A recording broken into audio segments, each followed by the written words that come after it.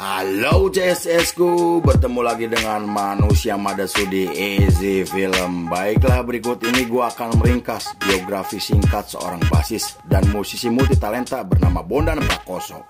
Ia dikenal sebagai penyanyi cilik dan menjadi musisi besar bersama beberapa band yang ia dirikan. Oke CSS ku, sebelum kita mulai seperti biasa, kita intro dulu guys. Dimanakah kita mencari manusia, membotakkan mata, mengosongkan jiwa, saya kesunyian, tak lagi kau dengar. Inilah saatnya engkau melihatnya. Ikutlah bersamaku, berjalan bersamaku, dengan apa yang membara, dengan asap bermakna. Marilah harapan jadi kenyataan, marilah harapan jadi kenyataan. We're gonna revolt, we're gonna destroy, we're gonna.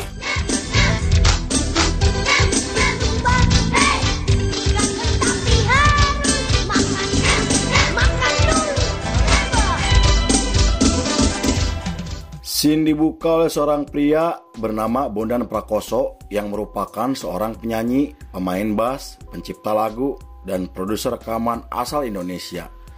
Ia lahir pada 8 Mei 1982 di Jakarta, Indonesia, dari pasangan Sisko Batara dan Lili Yulianingsih yang merupakan anak kedua dari 3 bersaudara dan dibesarkan oleh keluarga sederhana.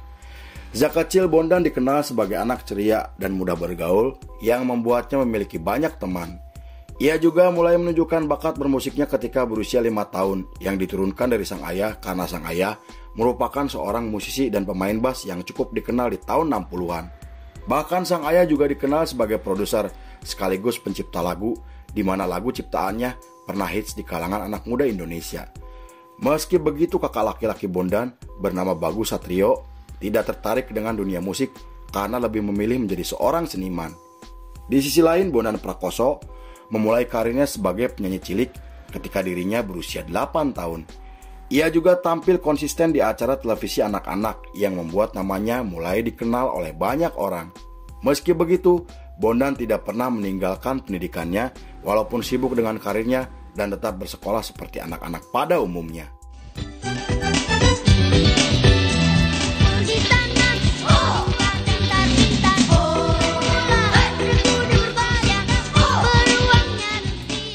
Lalu setelah Bondan merilis album berjudul Si Lumba-Lumba di tahun 1992, ketenarannya semakin meroket hingga namanya dikenal ke seluruh Indonesia. Ia sampai dianggap sebagai salah satu artis cilik paling populer bersama beberapa artis cilik lainnya seperti Enno Lorian, Agnes Monica, Cikita Medi, dan masih banyak lagi. Saat diwawancara Sisko Batara, sang ayah mengatakan jika ia sangat bangga dengan bakat yang dimiliki oleh anaknya dan mengatakan akan membimbing hingga mendukung karirnya untuk menjadi musisi hebat sesuai dengan cita-citanya. Pada tahun 1998, Bondan bersama teman-temannya membentuk band bernama Funky Kopral. Band tersebut dibentuk karena terinspirasi oleh band rock asal Amerika bernama Red Hot Chili Peppers. Mereka kemudian menggelar pertunjukan pertamanya di acara komunitas dengan formasi Anggara Mulia pada vokal, Onci pada gitar, Christo Perwira pada ritme, Bondan Prakoso pada bass, dan Robi Wibowo pada drum. Penampilan mereka yang sangat mengesankan membuat Bondan dan kawan-kawannya dilirik oleh label besar asal Indonesia. Bahkan nama Funky Kopral semakin membesar setelah merilis album pertamanya di tahun 1999. Buat kalau emang dia keren dan juga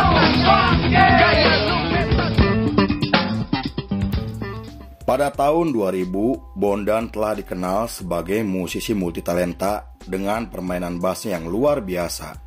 Saking populernya, seorang bassis perempuan bernama Chua sampai menyebut jika Bondan sebagai idola dan inspirasi terbesarnya.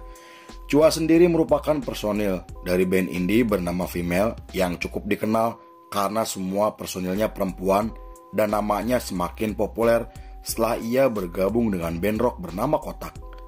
Pada bulan Desember masih di tahun yang sama, Funky Kopral merilis album keduanya yang dianggap berhasil sukses secara komersial. Selain mendapatkan banyak pujian kritis dari para kritikus musik, album tersebut juga memenangkan penghargaan dari Anugerah Musik Indonesia sebagai album rock alternatif terbaik.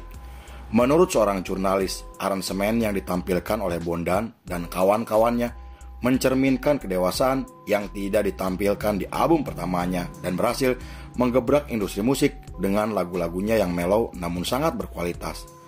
Tetapi di tengah ketenaran yang semakin meningkat, dua video klip mereka memicu kontroversi karena dianggap tidak bermoral. Meski begitu, Bondan dan kawan-kawannya tidak menanggapi masalah tersebut karena lebih memilih untuk fokus mengerjakan album berikutnya. Kita Harlem Shake, nari melangkah, untuk coba menikmati. Pada tahun 2002, Bondan melanjutkan pendidikannya di Universitas Indonesia untuk mengambil jurusan sastra Belanda.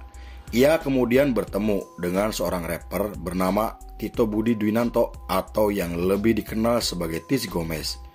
Pertemuan tersebut membuat pertemanan mereka semakin akrab karena memiliki banyak kesamaan dalam bermusik dan sering mengutarakan ide-ide untuk menciptakan musik yang sangat berbeda. Di sisi lain, Funky Kopral memutuskan kontrak dengan label yang telah membesarkan namanya karena dianggap sudah tidak sejalan. Setelah itu mereka bergabung dengan label independen dan merilis album kolaborasi berjudul Misteri Cinta. Selain berkolaborasi dengan seniman terkenal bernama Setiawan Jodi, album tersebut juga menampilkan lady rocker bernama Nicky Astria. Namun album tersebut menjadi album terakhir Bondan bersama Funky Kopral karena pada tahun 2004 band tersebut memutuskan vakum dengan waktu yang tidak ditentukan. Menurut beberapa sumber, vakumnya mereka disebabkan karena para personilnya ingin segera menyelesaikan kuliahnya. Hal itu karena selama ini mereka telah mengabaikan kuliahnya dan sibuk dengan jadwal manggung yang sangat padat.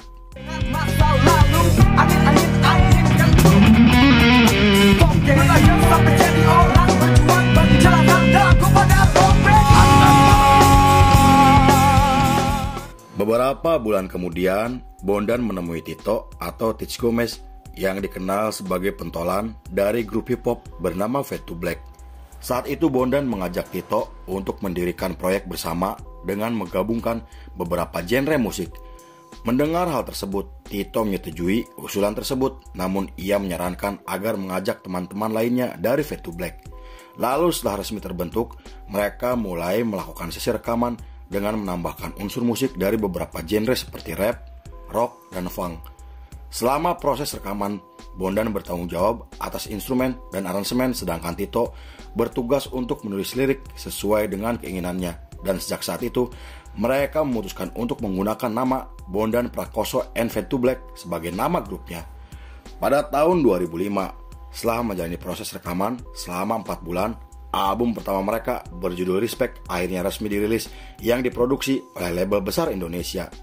Selain mendapatkan pujian kritis dari para kritikus musik, album tersebut juga menampilkan satu lagu berjudul Bunga yang sangat terkenal hingga saat ini.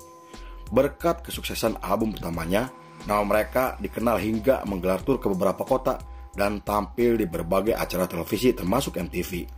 Menurut seorang jurnalis, kemunculan Bondan dan kawan-kawannya telah menggebrak industri musik Indonesia dengan musik yang memiliki banyak warna. Mereka membawakan lagu dengan irama yang tidak umum namun sangat disukai oleh banyak orang, terutama para remaja. Saking suksesnya, mereka sampai memenangkan 2 penghargaan sekaligus sebagai album rap terbaik dan band pendatang baru terbaik. Dengar resapi jam kabut dan cinta mengikutinya kini, tapi ku hanya malu seakan mataku Pada tahun 2006, Bondan ikut ambil bagian untuk memecahkan rekor muri sebagai penampilan bassis terbanyak dalam satu panggung.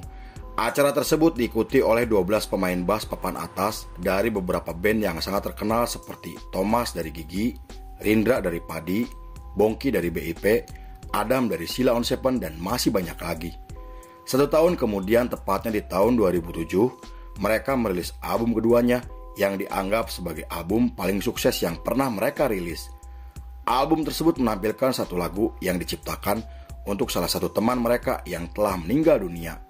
Selain itu, lagu baru mereka berjudul Keroncong Protol menjadikan mereka sebagai band paling kreatif di Indonesia karena mampu menciptakan musik yang sangat berbeda. Berkat keberhasilan album keduanya, mereka kembali menerima banyak penghargaan sebagai album rap terbaik di acara Indonesia Music Award dan menggelar tur ke beberapa kota untuk mempromosikan album terbarunya. Lalu pada bulan Desember masih di tahun yang sama, Bondan menikahi pacarnya bernama Margaret Caroline Fatah atau yang lebih akrab disapa Margi. Rise and shine, Paleo bring it down. Raja yang berdiri, nanti sampai rumah malam. Sobat, rasakan cinta. Pada tahun 2010, mereka merilis album ketiganya yang menggemparkan industri musik Indonesia dengan 3 lagu yang sangat populer seperti Ya Sudahlah, Kita Selamanya, dan Tetap Semangat. Kesuksesan album tersebut membawa Bondan dan kawan-kawannya meraih posisi puncak di industri musik Indonesia. Selain itu, mereka juga menjadi trending topik di Twitter hingga menerima 3 penghargaan sekaligus untuk pertama kalinya. Bahkan lagu mereka berjudul Ya Sudahlah berhasil menarik perhatian publik ketika mereka mendapatkan 4 status platinum hanya dalam waktu yang singkat. Lalu untuk mempromosikan album terbarunya, mereka menggelar pertunjukan di Banyuwangi, Jawa Timur yang dihadiri oleh ribuan penonton termasuk para penggemarnya. Pada tahun 2011, Bondan dilaporkan oleh pemilik klub Alaska di Bali bernama Jerry Filmo atas statement yang menyebut jika petugas keamanan di Alaska sangat arogan.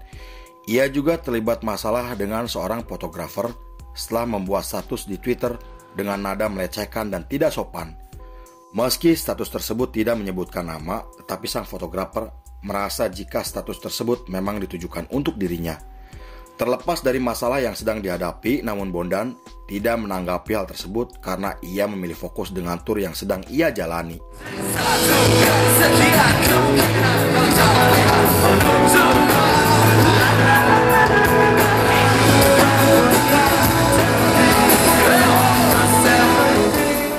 Pada tahun 2013, setelah Bondan merilis album solo pertamanya, ia membuat kabar mengejutkan dengan mengatakan jika Bondan Prakoso and Fade to Black telah bubar. Kabar tersebut menjadi berita besar yang membuat para penggemarnya sangat kecewa. Selain itu, para jurnalis juga sangat menyayangkan keputusan tersebut karena saat itu mereka sedang berada di puncak ketenarannya. Meski begitu, Bondan harus mengambil keputusan tersebut karena ia dan para personilnya ingin fokus dengan proyek yang sempat tertunda selama bertahun-tahun. Pada tahun 2014, Bondan mendirikan label sendiri dan merilis album solo keduanya berjudul Generasiku. Walaupun album tersebut dianggap tidak berhasil, tapi lagu berjudul Kau Tak Sendiri menjadi populer di kalangan anak muda. Sampai saat ini, Bondan masih aktif dan pada tahun 2023, Bondan sepakat untuk berkumpul dengan mantan personil Funky Kopral sebagai ajang reuni hingga membentuk band baru untuk menyalurkan hobi bermusiknya. Lalu film pun selesai.